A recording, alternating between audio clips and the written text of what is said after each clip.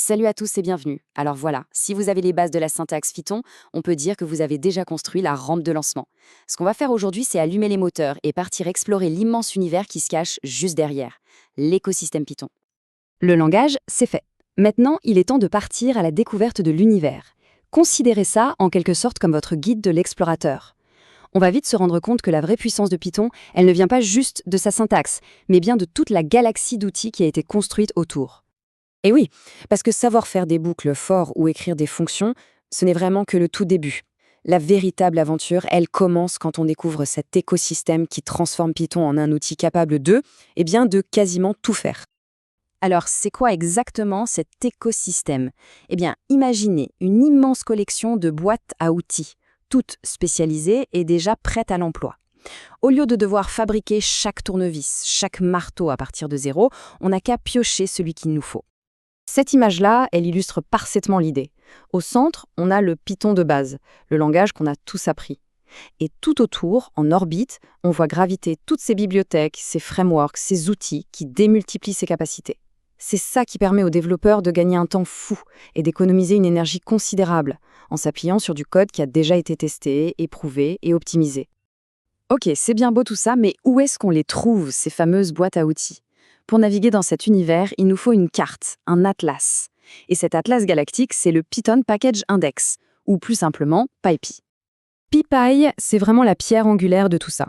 C'est le dépôt central, officiel, où toute la communauté Python mondiale vient partager son travail.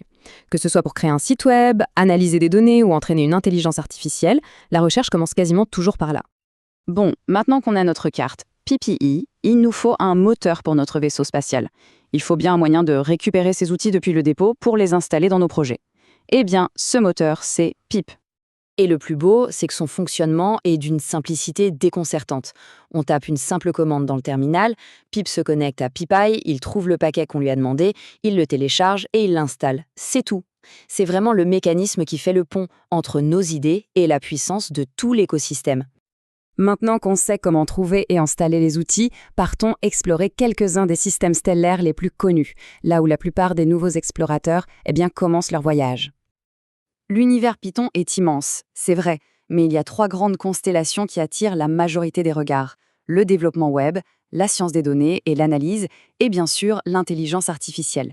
Chacune est un monde à part entière, avec ses propres outils et ses propres défis. Dans le monde du web, on trouve principalement 2 philosophies. D'un côté, il y a Flask, qui est plutôt minimaliste. C'est un peu comme construire avec des Lego. On commence avec une petite brique et on ajoute des pièces au fur et à mesure. C'est parfait pour apprendre.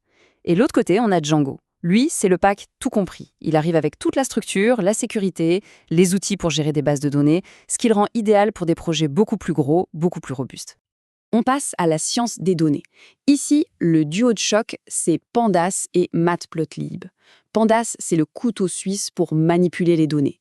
Ça permet de charger des fichiers énormes, de nettoyer les erreurs, de structurer l'info de manière logique. Et une fois que les données sont propres et prêtes, Matplotlib entre en scène pour les faire parler, pour les visualiser. Il transforme des tableaux de chiffres un peu austères en graphiques percutants qui peuvent révéler des tendances qu'on n'aurait jamais vues sinon. Et enfin, l'intelligence artificielle. Pour l'apprentissage automatique, disons classique, Scikit-learn est la porte d'entrée parfaite. Il propose des algorithmes très clairs pour des tâches comme la prédiction ou la classification, mais si on veut construire les réseaux de neurones qui sont derrière la reconnaissance faciale ou les assistants vocaux, là on se tourne vers les poids lourds, TensorFlow et PyTorch. Ce sont des frameworks qui sont conçus pour des calculs massifs et des modèles d'une complexité folle.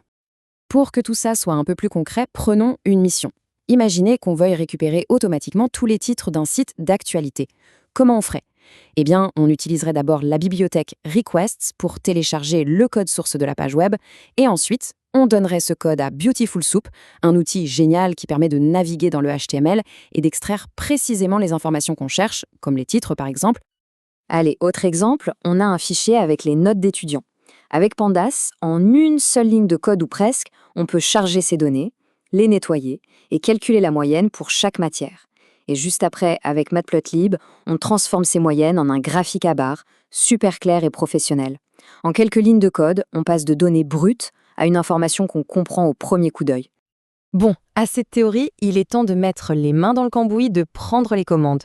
On va passer à une petite mission pratique pour voir à quel point c'est facile de se lancer dans l'écosystème. Voici donc la première mission étape par étape. On va ouvrir un terminal, installer la bibliothèque request avec la commande pip install requests. Ensuite, on crée un petit script Python. Dans ce script, on va récupérer la page d'accueil du site officiel de Python. Et pour finir, on affichera le code de statut pour vérifier que tout a bien fonctionné et un petit aperçu du contenu de la page. C'est simple, mais c'est le premier pas en tant qu'explorateur de cet univers. Et voilà à quoi ressemble le code final. C'est très court. D'abord, on importe la bibliothèque requests. Puis, on définit l'URL du site qu'on veut contacter. La ligne la plus importante, requests.get, c'est elle qui envoie la requête et qui stocke la réponse. On vérifie ensuite le status code. Si c'est 200, ça veut dire que tout est OK. Et si c'est bon, on affiche les 500 premiers caractères du code HTML de la page. C'est aussi simple que ça. Voilà, première mission accomplie. Bravo! Mais attention, ce n'est que le tout début. Maintenant, l'univers est à portée de main. Alors, c'est quoi la suite? Eh bien, ça pourrait être de construire un petit blog personnel avec Flask ou alors d'analyser un jeu de données qui vous passionne avec Pandas. Pour ça, il faut utiliser Pipi comme atlas principal et des ressources comme les listes Awesome Python qui sont de super boussoles pour découvrir les meilleures bibliothèques pour n'importe quelle tâche. Il y a une chose à ne jamais oublier, l'écosystème, c'est votre terrain de jeu. Tout cet univers d'outils a été créé pour qu'on puisse l'explorer et l'utiliser. Le message final est donc très simple. N'ayez pas peur d'expérimenter.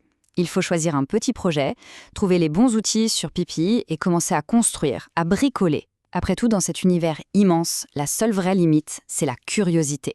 Alors, quelle sera la première découverte? Le voyage ne fait que commencer.